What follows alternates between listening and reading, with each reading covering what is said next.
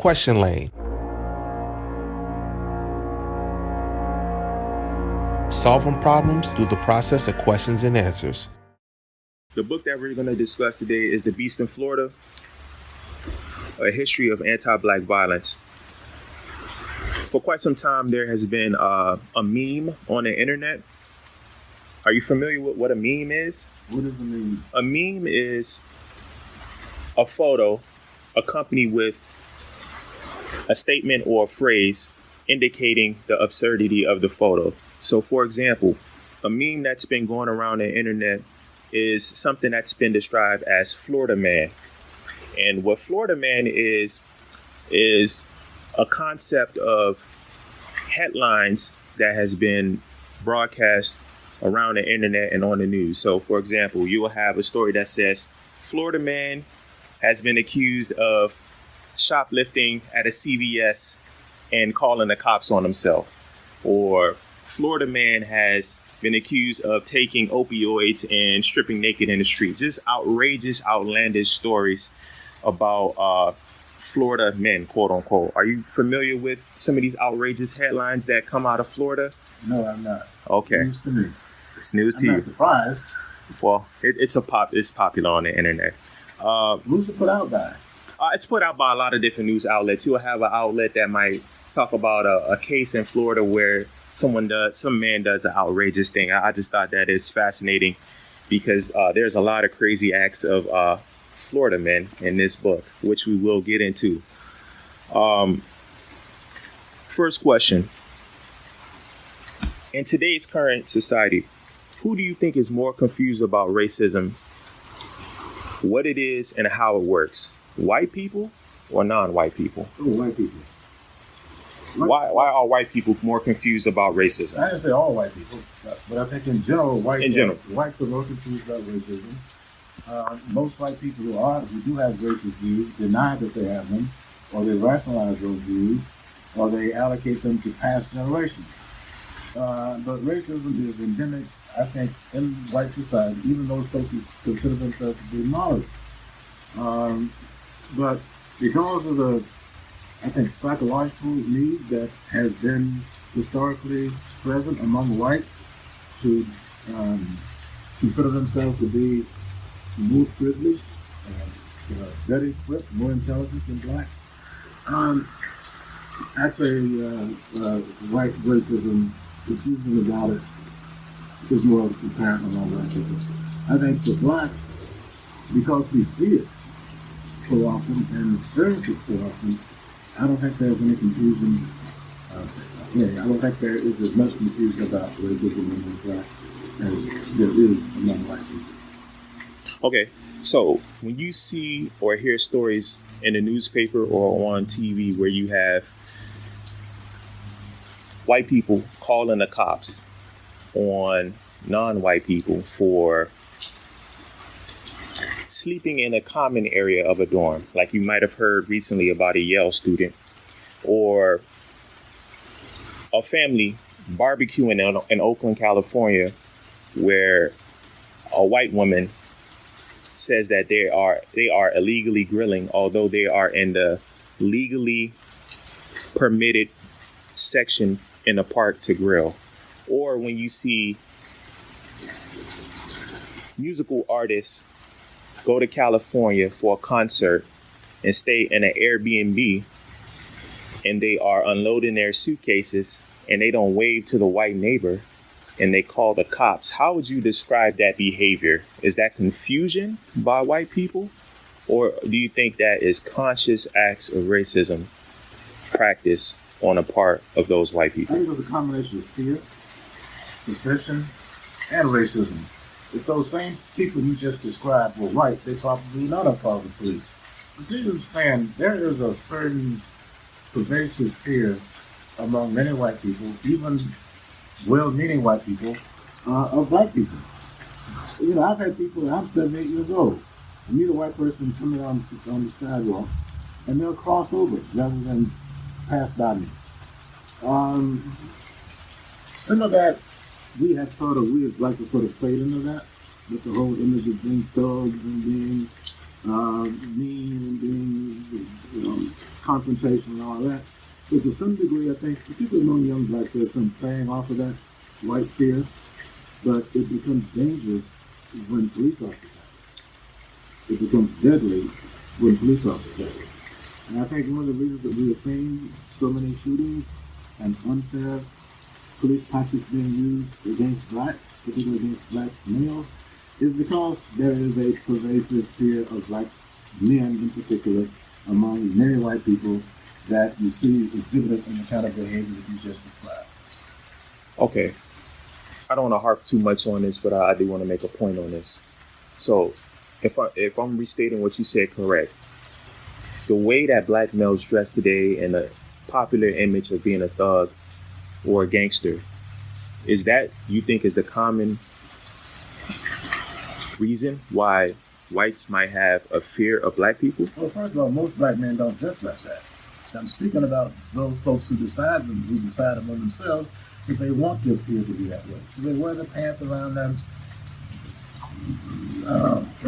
butts, around their thighs. They have that kind of swagger that is intended to communicate that message. But I don't think most black men that I see dress like that or try to send that message. But it doesn't take many to instill the view among whites that all black males have this kind of thuggish view. So yes, there's some black men who have played off with this. I think some black music capitalizes on that, makes millions for people based upon this view of blacks being thuggish and dangerous and mean and anti-white. But that does not describe most black young men that I know. Because correct me if I'm wrong, I'm only 26 years old, but rap music was started in the late 80s. Before the late 80s, a lot of black men was wearing bell bottoms and suits. Yeah, I did. You did? Afros. I still got my bell bottoms. They wore. Put them on, but yeah. They wore the most respectable attire that you could, and they still was targeted by police officers. They still was targeted by white people. So that's just an interesting point you made. Okay, next question is, during the time period that was discussed in the book, which is pretty broad, late 1800s to all the way up until 1950s, which is a large time frame. Who do you think in that time period was most confused about racism and what it is and how it works? White people or non-white people? Well, I don't think white folks were confused about racism during the period that I'm talking about. I think that there was and speaking now about the South in general, and we're talking about the period after Reconstruction, 1870s, up until the 1950s or early 60s when Enlightenment supposedly took place. No, there was a view, particularly in Florida, that blacks were ex-slaves, that they were inferior to white people, that they were not worthy of being in the same schools as white children, and that if a black person, man or woman, or child for that matter, stepped out of place, that they should be taught a lesson, including the extreme remedy of being lynched. So no, there was no confusion about that, and I think blacks felt themselves vulnerable to this kind of terrorism. Cowed by it in many cases. Of course, there were some instances where black people stood up to it, but for the most part, lynching and anti-black violence in the period that we're talking about was very effectively implemented by whites, and it had a very deleterious effect on the psychology of black people in this country, in the South in particular, and in Florida especially. So would it be correct to say that during the time period that's discussed in your book, white people were not confused about racism during this time period, but now they are? Well, I think that there was a lot more acceptance of white superiority in the 1870s and 1880s and the early 1900s than there is today. I don't think that attitudes among whites, or blacks for that matter, that existed in the 1880s, 1890s, early 1900s are the same as they are today.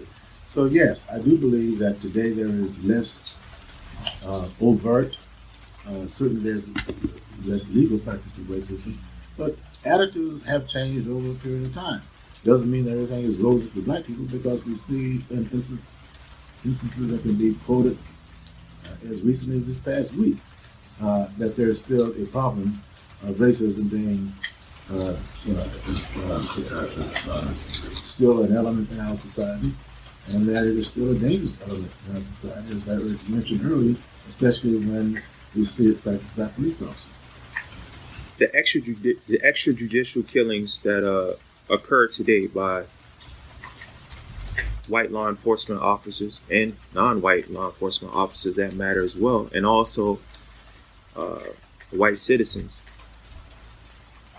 Would you equal that out to modern day lynchings as they occurred back then, as they are occurring now with these extrajudicial killings? Well, I'm not quite sure what you mean by modern day lynching. I have a very specific definition of what a lynching is, as opposed to an assault or murder. How would you define a lynching? Well, it's not necessarily my definition. There was a group that met at Tuskegee University some years ago, involving whites and blacks, who decided what it meant to be lynched. What it meant was, one, there had to be a dead body. So some people said, well, so this person just maimed and not killed. Had to be a dead body. It had to be, the killing had to take place outside of the law. It had to be carried out by two or more people. And the motive for it had to be racism or revenge, basically. So that's what's meant technically by a lynching. Now, have we had acts of violence that meet that standard in modern society? Yes. In a few instances where blacks have been actually lynched, meeting the standard that I just defined to you.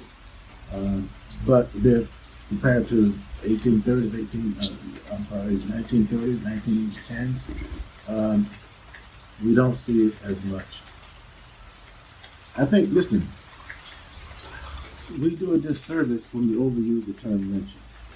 For example, Bill Cosby made the argument that what was happening to him was a lynching. That's absurd. And it does. It's not like I think he compared himself to what happened to Emmett Till, the Mississippi young boy who was lynched back in the 1950s.